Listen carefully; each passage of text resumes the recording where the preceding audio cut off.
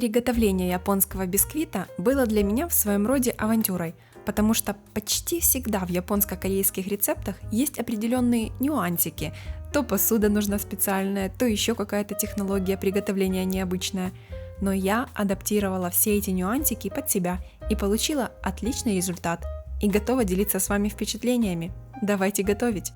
Яйца в этом рецепте – ключевой ингредиент. Для начала нужно отделить белки от желтков. Так интересно, что корейцы в своих рецептах указывают вес яиц до разбивания. Я встретила такое впервые.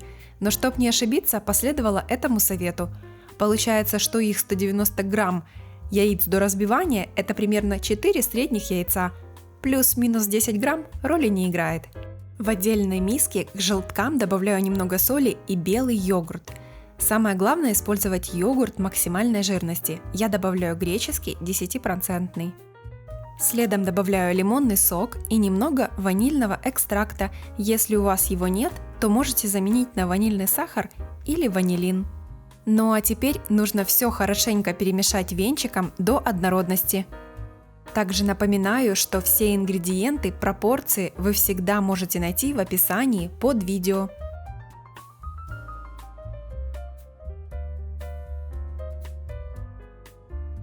Теперь настала очередь сухих ингредиентов. Тут понадобится всего лишь 50 грамм пшеничной муки и немного кукурузного крахмала.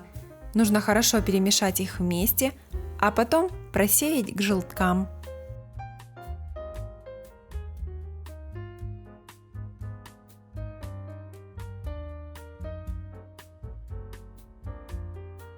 А теперь необходимо снова перемешать все венчиком до однородности. И очень круто, что на этом этапе можно обойтись без миксера.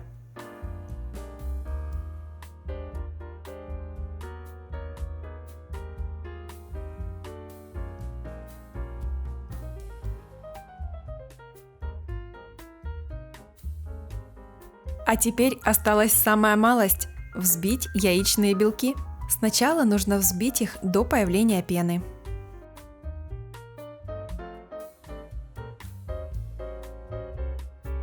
После того, как появилась пена, в 3 этапа постепенно добавить сахар. Самое главное, не взбивайте белки на высокой скорости, достаточно будет средней.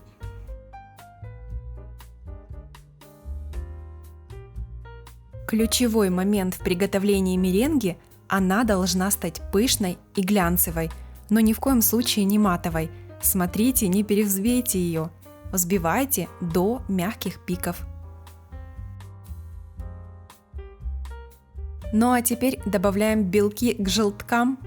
Делать это нужно постепенно, в 2-3 этапа. Перемешивать я буду даже не всеми любимой силиконовой лопаткой, а просто обычным венчиком. Это будет намного проще и эффективнее.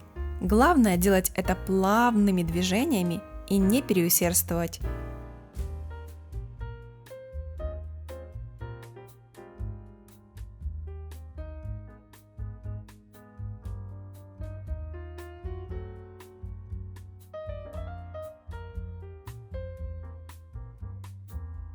Масса получается такой нежной, воздушной, словно облачко.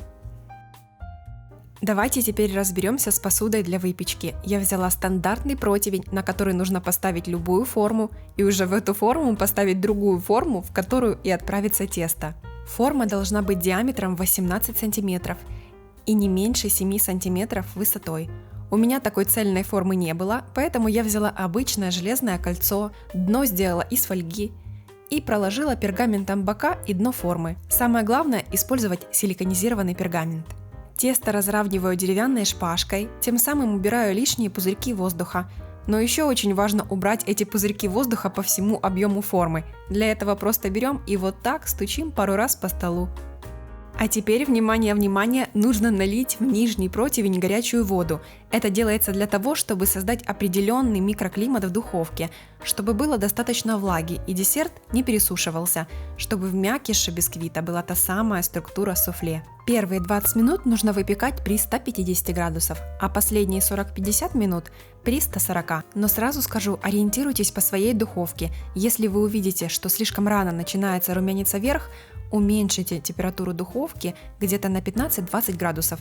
Пусть лучше время приготовления у вас увеличится, но при этом вы получите необходимый результат. Сразу не доставайте форму из духовки, оставьте примерно на 15 минут, чтобы не было резкого контраста температур и чтобы бисквит не осел. Потом полностью охладите на решетке.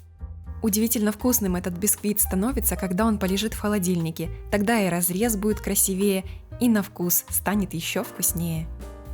Ну что, друзья, надеюсь, вам понравился этот рецепт, и вы будете пробовать готовить что-то новое и экспериментировать. Не забудьте поставить лайк этому видео и подписаться на мой канал. Всем пока-пока!